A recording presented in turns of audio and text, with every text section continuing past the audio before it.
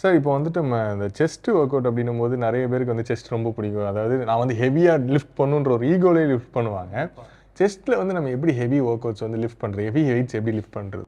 Heavy chest work out lift பண்ணுறதை விட ego lifting பண்ணுறதை விட உங்களோட ஸ்ட்ரென்த் என்ன, உங்களோட என்டியூரன்ஸ் என்ன, அதுக்கேற்ற மாதிரி நீங்கள் வெயிட் லிஃப்ட் பண்ணிங்கன்னா உங்களோட மசிலோட பம்பிங்கும் நல்லாயிருக்கும், மசிலோட க்ரோத்தும் நல்லாயிருக்கும்.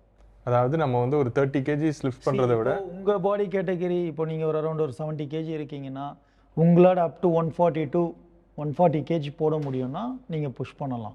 அதை நீங்கள் ஈகோ லிஃப்டிங்காக பண்ணிங்கன்னா மசில் டேமேஜ் ஆகும். ஸோ நீங்கள் இதை புஷ் பண்ணும் போது நீங்கள் உங்களோட செஸ்ட் மசிலில் மட்டும்தான் புஷ் பண்ணணும். ப்ராப்பரான வேரியேஷன், ப்ராப்பரான மோஷன்ஸில், ப்ராப்பரான ஒரு எக்ஸிக்யூஷனில் போட்டிங்கன்னா உங்களுக்கு செஸ்ட் மசில் மட்டும் நல்லா பம்பிங் ஆகும். ஸோ உங்களுக்கு ஃபுல் டென்ஷனுமே உங்களோட செஸ்ட் மசிலில் மட்டும் கவர் ஆகும்.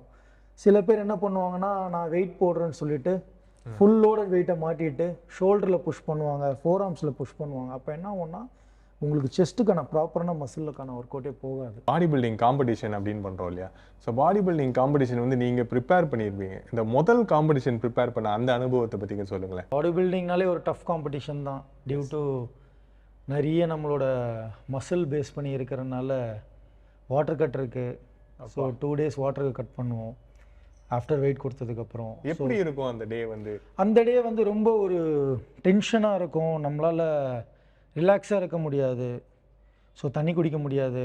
அது தண்ணி குடிக்காமே நம்ம லோடிங் ஃபேஸ் கொடுக்கணும். ரைஸ் லோட் பண்ணணும், ஸ்வீட் பொட்டேட்டோ லோட் பண்ணணும், கேக் லோட் பண்ணணும். ட்ரையாக நீங்கள் எது லோட் பண்ணாலும் வாட்டர் குடிக்காமல் லோட் பண்ணிங்கன்னா ஒரு மாதிரி உங்களுக்கு த்ரோத்லாம் வந்து ஒரு மாதிரி எரிய ஆரம்பிக்கும், வயிறு புண்ணாகும், இந்த மாதிரியான பிரச்சனைலாம் இருக்கும். சார் இந்த செஸ்ட்டை புஷ் பண்ணும்போது இந்த எல்போ எதுவும் இப்படி ஸ்ட்ரைட்டாக வச்சிருக்கணுமா, இல்லைனா வந்து இப்படி வச்சிருக்கணும்? எல்போ பார்த்தீங்கன்னா நீங்கள் இப்படி வச்சுக்கிட்டோம், கிராஸாக தான் இந்த ஆங்கிளில் தான் வைக்கணும் நீங்கள். ஸோ இப்படி தான் நம்ம வந்து புஷ் பண்ணணும், இப்படி இறங்கக்கூடாது. ஓ ஓகே. ஸோ நீங்கள் அதே மாதிரி டென்ஷன் வந்து உங்கள் மசிலில் இங்கே மட்டும்தான் கொடுக்கணும். ஸோ அப்போ தான் உங்களுக்கு ஃபுல்லாக செஸ்ட் மசில் ஒர்க் ஆகும். ஸோ நல்ல ஃபீல் கொடுக்கும். நெக்ஸ்ட் வேரியேஷன்ஸ் நீங்கள் போடும்போது இன்னும் நல்லா போடுவீங்க. ஓகே. நீங்கள் ப்ராப்பர் ஃபார்மேஷன் இல்லாமல் எக்ஸிக்யூஷனை தப்பாக பண்ணிங்கன்னா நெக்ஸ்ட்டு போடுற செட்ஸ் எல்லாமே உங்களுக்கு ரொம்ப டிஃபிகல்ட்டாக இருக்கும். ஒரு மாதிரி அந்த மைண்ட் வந்து செட் ஆகாது.